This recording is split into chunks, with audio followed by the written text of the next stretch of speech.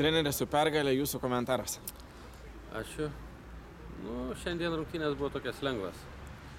Merginos žaidė atsipalaidavusias, be įtampas, labai geras oras, ne karšta, ne šalta, vėjo nėra. Žaidė savo malonumą ir viskas sekės. To pasiekoje ir tų įvarčių primušo. Treneri, po šių rungtynių užsitikrinam jau 15 čempionų titulo klubo istorijoje. Ką jums tai reiškia? Turbūt emocijų yra, bet jos šiek tiek jau kitokios, nes vis tik jau tai eilinis čempionų titulas. Nežinau, ką yra atsakyti tą klausimą.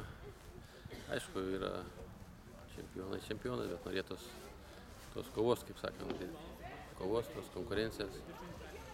Smagiau laimėti, kai yra didesnė konkurencija, kai yra pasipriešinimas. Bet vis tiek, merginas stengiasi, dirba. Jeigu nesistengtų, nedirbtų, nesiaukotų, tai to rezultato turbūt nebūtų. Vis tik dar liko... Pirmiausia, norėčiau jom padėkoti už tą darbą. Kai pradedam dirbti nuo sausio mėnesio, tikrai jos negaili jėgų. Dar liko, treneri, 3 turai. Ar sudėtinga bus dar motyvuoti tas 3 rungtynės, reikės jas vis tiek sužaisti? Sakau, futbolas teikia malonumą. Jeigu jom futbolas pats žaidimas teikia malonumą, tai manau, jos